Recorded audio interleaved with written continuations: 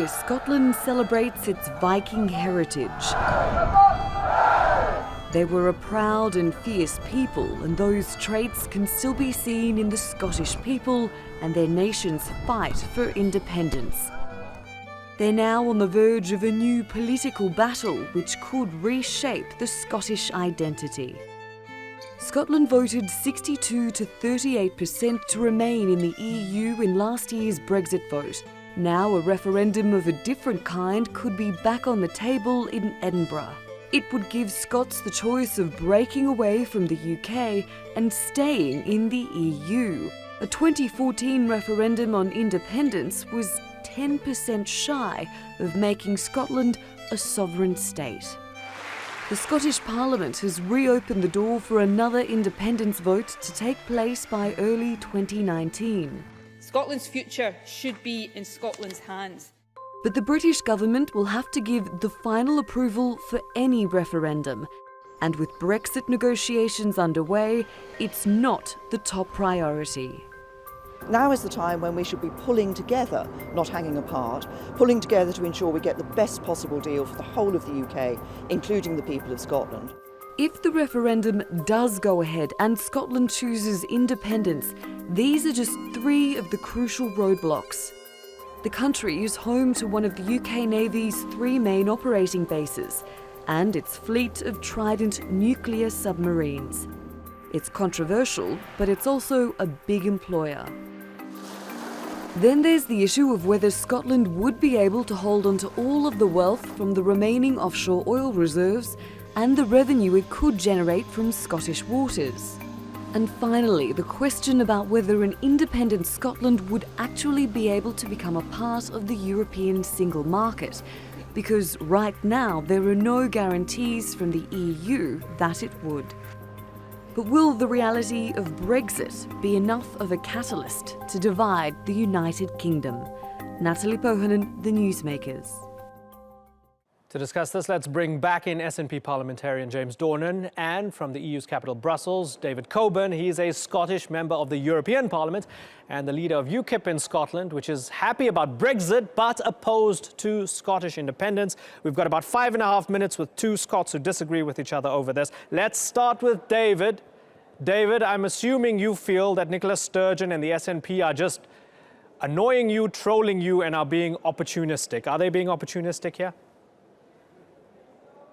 They're being opportunistic and they're destroying Scottish jobs and destroying the Scottish economy.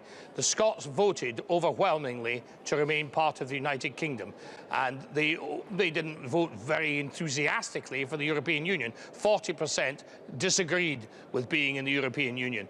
More Scots voted to remain in the UK than to remain in the EU. So quite frankly, Scotland is not interested in this. Sturgeon lost her majority in the Parliament. She has no mandate to have a referendum. We were told it was once in a lifetime. I fought with her over this last referendum, and I'll be fighting in the next one. She has one, but quite frankly, she has no right to do so. It is for Westminster to decide that, for Scottish members of Parliament in Westminster, English members of Parliament in Westminster, Welsh and Irish members of Parliament in Westminster to make that decision, not the Scottish Parliament. She's out with her remit, and quite frankly, so all she's doing is destroying jobs. We know where you she stand. has no ability to get into the European Union. Let's get James to it respond. was impossible. Sure. James, you're destroying Scottish jobs. That ship has sailed. You had a vote in 2014. You lost. Move on and get with the times. We had a vote in 2014. We then had a general election in 2015 where 56 out of 59 Scottish MPs were from the Scottish National Party, which makes independence its core belief. We then had a Scottish election in 2016 where 47% of the people voted for the SNP, knowing fine well that if we were dragged out of the European Union against the will of the people of Scotland, despite the ludicrous comments that David Coburn just made about 45% being a minuscule number, but the 40% that voted no in the European referendum being really, really important. It's just absolute nonsense. The people of Scotland have made it clear that they support the SNP. They've made it clear that they understand what the SNP said in their manifesto, and we have got the right and the mandate to ask for this referendum. And all this talk about David Coburn talking about Westminster, Westminster must say, Westminster must say, this is interesting, he makes our That's He interesting. makes our case Let's ask for us. David. Let me pose that to David. David, the same way the pro-Brexit people in the UK spoke about Brussels being out of touch, not listening to people, this is how these guys see London and Westminster. They're saying they're out of touch. Why should they make the decisions for us? We want to decide for ourselves. It's a similar philosophy, isn't it, David? No, they didn't. They voted to remain part of the UK. How he can come up with that is absolute twaddle. We did not vote to separate from the rest of the United Kingdom. It's absolute nonsense. Why don't you put it to the test, David? Havers, laddie. We also havers. didn't vote to be in the EU.